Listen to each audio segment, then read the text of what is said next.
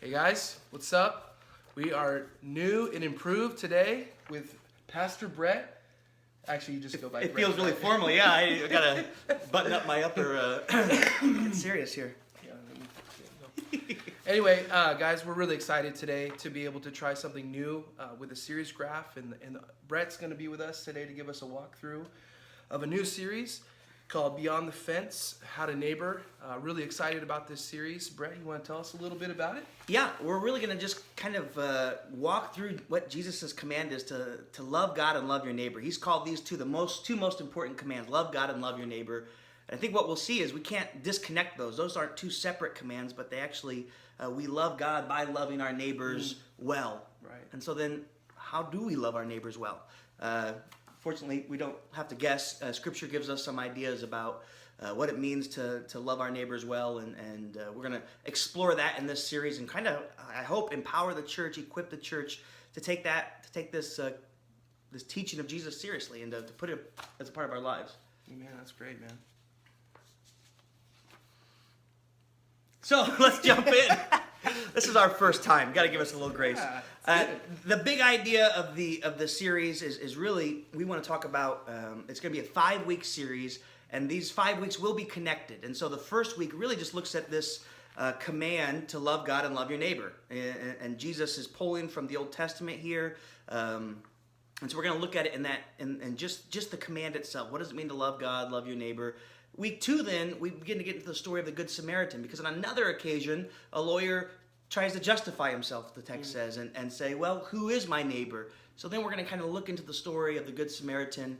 And then after that, we're going to talk about developing or cultivating a heart of flexibility, a habit of flexibility, a heart of compassion, and a willingness to serve. We're going to look at a few different stories that help illustrate this that I think are going to be key aspects of what it means to neighbor well as we begin to cultivate these things in our hearts. So we're going to start with kind of the big picture of love God, love your neighbor, get into the story of the Good Samaritan and how that unpacks what it means to love your neighbor, and then from there kind of talk about a habit of flexibility, heart of compassion, and a willingness to serve. Wow, that's a good how-to. There we go. Yeah, that's the idea. We're getting really practical with this series. I'm going to ask, we'll see this as we get going here, but we're going to ask some very tangible next steps from people as they're praying and looking at ways to connect with their neighbors, really hoping to move people from a progression from seeing their neighbors as, in some cases, strangers, moving to acquaintances, moving to real relationship. And we know that can be messy, that can be challenging, that can be scary as we hear that. But our hope and our prayer is this series will help people and challenge people in that progression from stranger to acquaintance to relationship. That's encouraging, that it's a progression and it's not like this black and white light switch type of a thing. Yeah, That's really yeah. cool. And I know, I'm throughout this series and even in the prep for it, I'm as much preaching to myself as I am to any of us, because I know some of our neighbors I know really well. Other neighbors, they, whether it's us or them, it's kind of, no, I don't really know them. I don't know how I could pray for them. I certainly am not loving them in the way that we're going to look at, that Jesus talks to us about loving our neighbors, because it's certainly more than just a feeling or an emotion, but it's actually a way that we treat people proactively in God's love. So, Thanks for your vulnerability on that, man. So, tell us a little bit more about week 1. Yeah, so jumping into week 1, we're going to be in Matthew 22, verses 34 through 40. And we're going to also jump into some of the Old Testament texts we'll look at here in a second. But the big idea is we want to help people connect the idea of loving God and loving your neighbor. In order to love God, you have to love your neighbor well. Jesus is really making a connection between these things. And we just want to kind of sit on that teaching for a moment, unpack it in its context, what it meant for Jesus. And so we'll look a little bit at Deuteronomy 6, 4 through 9. That's where Jesus pulls this idea of loving God, love the Lord your God with all your heart, mind, soul, and strength, as Jesus says. And as we look at it in Deuteronomy, we'll see it's a really practical thing. It's a very tangible thing, what it means to love God like this. It means to follow after the ways of God, to walk in the path that God has given us. It talks about covenant loyalty in that sense, and so it talks a little bit about that in the graph. But we want to unpack that idea as well as unpack the idea from Leviticus 19, where Jesus pulls this statement of loving your neighbor as yourself. And again, the idea here is it's not just an emotion, not just something that we can say to ourselves, well, I feel good towards my neighbor, but actually I'm working for their good. I'm working for their justice. I'm working to see that love put out into action. As one theologian has said, justice is what love looks like in public, or when it's out in the world. And this is kind of what this call, and as we read the context of Leviticus 19, talks about. So do good to others as you would have them, as you would do to yourself. And so we're going to also kind of walk through the idea of making sure that we're consistent in the way that we apply that we begin to view people with some empathy, and not just, well, they need the truth and I'm going to love them by shoving this down their throats, but instead trying to understand where people are, have some empathy for them, and understand that God works in people's lives through that progression as we were talking about. Right. So we'll explore that a little bit, but I think with that big idea of showing the connection, and that was really a radical thing that Jesus is bringing here, this connection between loving God and loving your neighbor. Too often in the church, too often in our own lives, we can kind of say, well, here's my life with God, and here's my life with other people, or my life with my neighbor.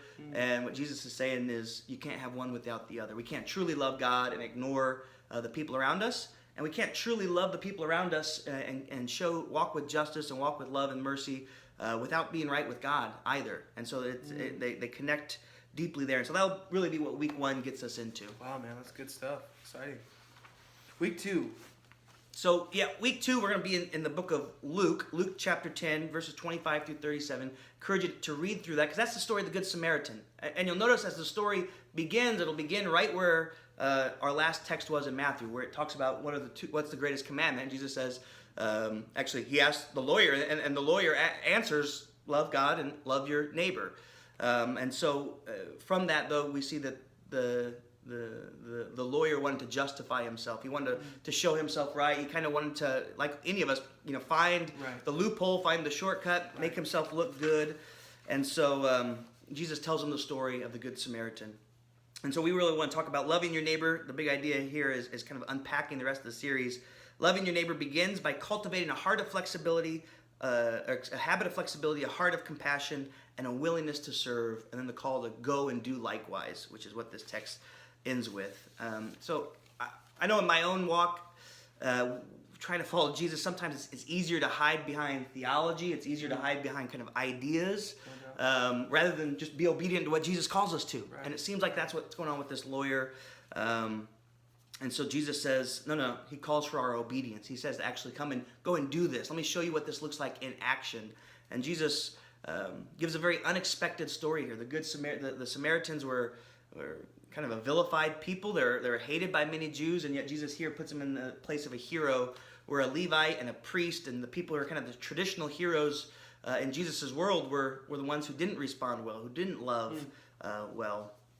And I think one of the things that we want to explore in the teaching team and try to help put this in people's laps is we don't know why the priest and the Levite in this story kind of just walk by this man who'd been beaten to the point of almost death and was in need of help. Maybe their schedule got in the way. They were too busy. They thought, I got to hurry up and get to the temple and perform my religious duty. Maybe their religion itself got in the way, and they thought, well, I want to stay pure. I want to be clean. I don't want to defile myself. But whatever it was, there was something that got in the way of them doing the simple act of love and obedience that was right before them. I think it'd be the same for us. Sometimes it's our schedule. Sometimes it's our religious routines. There's different things that do that for us. But I might have to cut you off now. That'd be a little bit too much conviction. Yeah, well, I get it too, man. I get it too. It's good stuff. It's good stuff. So, I'll put it in my own language. I'm used to wanting to find a limit to what it means to have to love my neighbor. Okay, well, who exactly is my neighbor? Or, when do I have to love them? What exactly does that have to look like? I kind of want to find a boundary point for it, so I can we always want to toe up to that very line and go no further. But Jesus here is going to kind of blow that out of the water and say, no, those who are not like you, those who are from a different place, those who you don't have things in common with, they can still be people who are in need of your love and need of you to ask that question, how do I love them? In some ways, Jesus flips the script here. Instead of the lawyer says, who is my neighbor? Jesus says, who are you willing to be neighborly towards? How do you love those around you? And one of the things we're going to do in this sermon is actually give people a very simple kind of little, refrigerator magnet. And on this refrigerator magnet, it's going to have a grid, simple kind of lines up of somebody's house in the middle, the person's house in the middle with, kind of next to them, who their neighbors might be. And it gives people a chance to put that on their fridge and to begin just praying for their neighbors. Sometimes, even a teaching like this, Jesus' teaching here goes beyond just our geographic neighbors, but it's easy for us to kind of want to make it theoretical, and I do that for anybody if they were in need, and kind of make it lose the practical edge of it.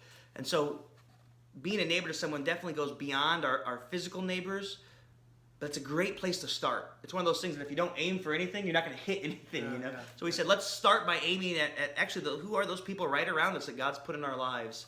And let's begin praying about ways that we can serve them, that we can love them well, that we can even just be praying for them and cultivate some of these things of what it means, Jesus says, to love our neighbors. So we'll be kind of walking through that very practically in week number 2, and I think that'll help us understand the heart of a little bit of what that looks like.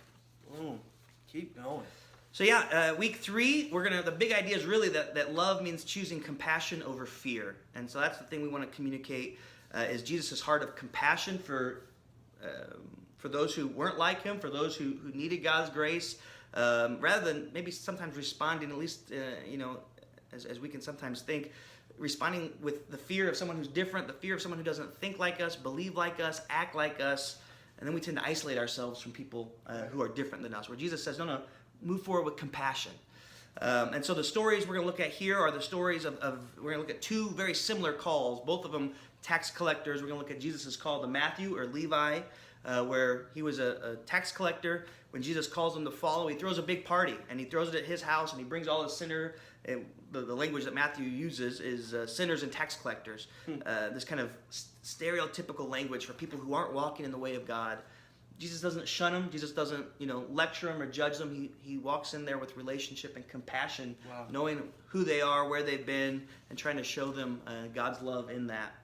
Also, we're going to look at a similar story with Zacchaeus. You might know the wee little man, hiding up in a tree. But what does Jesus say? He calls him out, and maybe at great risk to himself, because a lot of the other people would have probably thought that Jesus was losing it. Why would Jesus go to a guy like this who was a sinner and who wasn't following the way of God?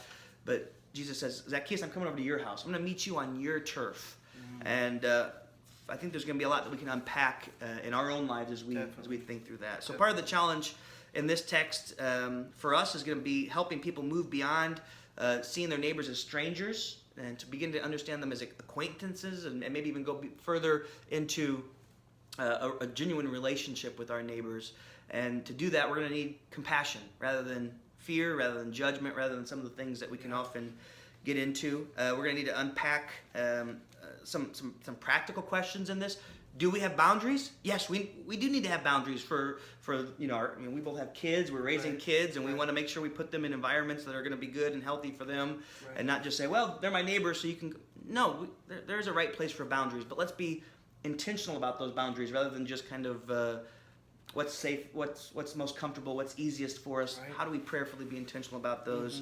What about the question? There's a lot of people, here and even the LifePoint that maybe don't have a lot of actual neighbors. We have a lot of people that live out in the country. Well, how do you apply this teaching if you live out and there's no neighbors right around you? So we'll talk about what's the heart of it, even if it may look different. What's the intentionality behind it that we should be living in, even if it's going to be looking different for me, who I have neighbors on every side, versus I think the Cornwells, hey Jess and Chris, who live out in the boondocks and they only have cows next to them. Okay, how do we still bring that same intentionality to these kind of questions that Jesus is calling us from?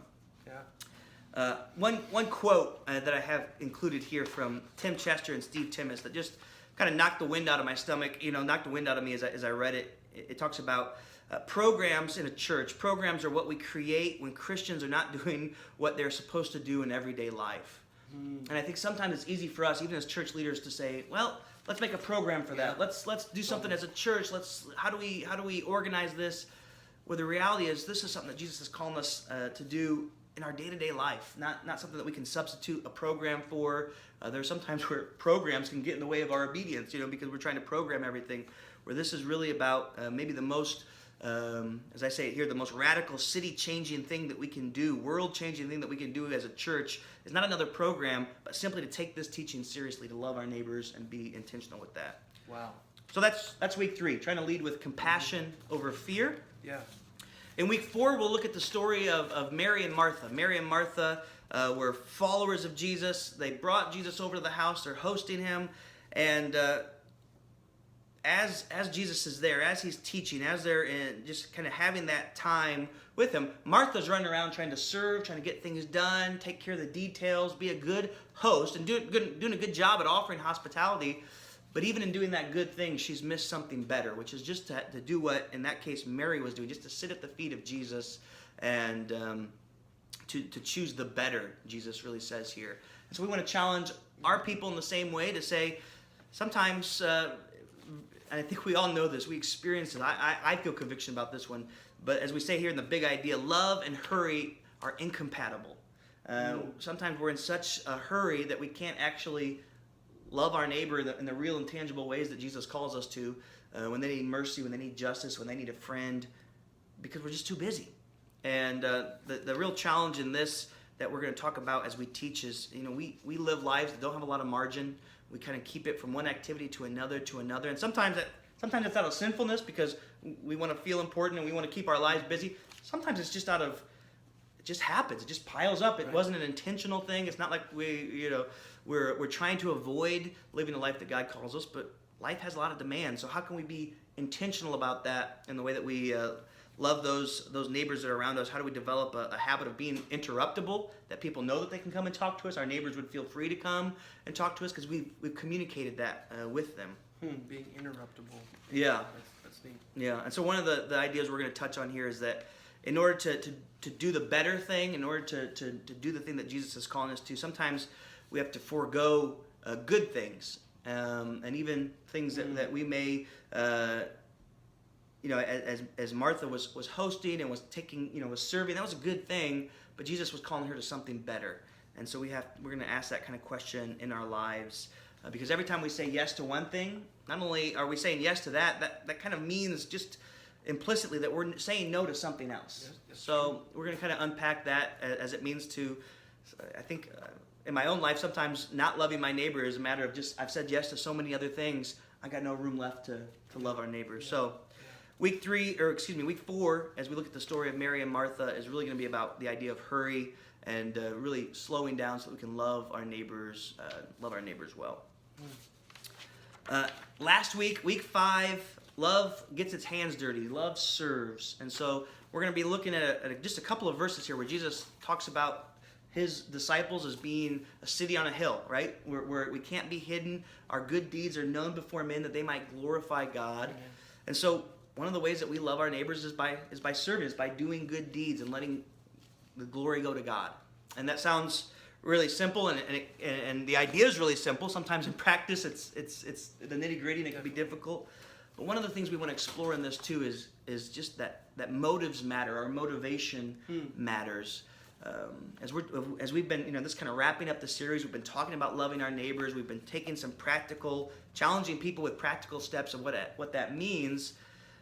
Often it can be, well, now I'm going to love my neighbor, and I'm going to see him as a project. I'm going to see him as, well, I'm going to love them so that they'll come to church with me, or if they don't respond, then I'm going to stop treating them in this way. And that actually couldn't get any farther from Jesus' heart or his call for us as believers. In fact, I think what we'll be able to talk about and unpack in this teaching is not that we're loving our neighbors to make them Christian. In fact, what Jesus says is loving our neighbors is what makes us Christian. And so I think unpacking that in our lives and the fact that we're doing this not because we see anyone as a project, not because we feel like if I do this, I can manipulate their heart or anything else. I pray and I hope that as we love our neighbors well, they see Jesus in us and they want to respond to that, and our lives change as a result of this. But we don't do it, that's not our base motivation. The basic motivation is knowing that as I'm doing this, it's making me a follower of Jesus because I'm doing what Jesus has called me to do.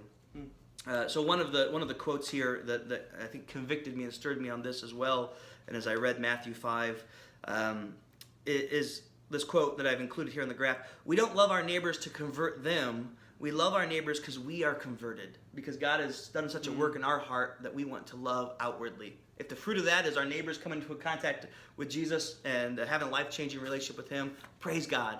But even if they don't, our call is still to love our neighbor. And so motives matter as we're serving, as we're cultivating this this willingness to serve, regardless, beyond just the fruit of what that relationship could look like. So we're also going to kind of challenge them towards the end here as we talk about the goal of this kind of thing, of loving our neighbor, is to be like Jesus. I'm going to challenge them with this idea of what it means to bless our neighbors. And we're going to kind of break that down as an acronym, BLESS. It begins with prayer. We want to listen to our neighbors and listen to their stories and show some genuine concern for who they are. Spend some time eating with them. That's the E. Just eat. Get to know them relationally. Sure. S, how do we serve them? And then as God has given us an opportunity to serve them, as we demonstrate that we have a relationship with them, pray that God would open up a door for that final S to share our story, share what God's done in our heart. Amen. But I think sometimes we flip-flop that, where the first thing we want to do is get pushy about our faith and we kind of take a salesman approach. But no, let's begin with prayer. Let's listen. Let's eat. Let's develop a relationship. Let's serve and pray that God would give us an opportunity in that to share of His grace in our lives. Yeah. So that's kind of how we're walking people through this, and we're really hoping can put some feet on what it means to be praying for our neighbors, to be loving our neighbors with really practical steps, as well as kind of some, for lack of a better term, maybe a missional impulse of what it means to go out and to live this out day to day. And it's bigger than a program. It's bigger than even a 5-week series. It's what it means to follow Jesus. We love our neighbors. Right. Man, this is good stuff. Really excited about it, Brett. Thank you so much for taking the time to unpack it and to even share your heart about this. I feel like you've given us not only a how-to, but a healthy how-to. There's so much about this that it's I don't feel pressured, you know, and I'd like to believe that I represent some people. Yeah. You know what I mean? That it's not like my pastor's, you know, twisting my arm to go around and pass out tracts in my neighborhood. You know what I mean? This is a much more healthy, tangible, God-honoring approach to be a neighbor like Jesus commands us to do. So it's very good stuff. Yeah, that's the heart, and that's our heart behind it, and our prayer behind it is that really we begin to love and not treat our neighbors in such a way that if they don't take the track, it burns the bridge with them, but instead, I think that our city should be blessed because as followers of Jesus, we are here. We should neighbor well. We should treat those around us well. Our city and our neighborhood should be better because we're a part of them. And I think that's Jesus' vision for us and our vision as a church here as well. So exciting. I want to make sure to thank everybody, you know, whether you're on the teaching team or the creative team or you're watching this and involved with the kidsmen or students engaging in the series overview here in a different way. You guys are helping make this teaching better. You're making our church better through your teamwork, through your creative collaboration. So I've been really excited as I've seen the creative team. They've inspired me as you give me feedback from the creative team, the way that we can gel all these things together to help shine a light on that big idea each week. So thank you guys for engaging, for giving us 20 minutes of your time to walk through this. Really excited about what God's doing here. So thank you guys. Yeah, awesome. Again, this series starts April 23rd and it goes through May 21st. This is the series that's going to come right after Easter. So we're really excited about it and we hope you are too. Thanks, guys.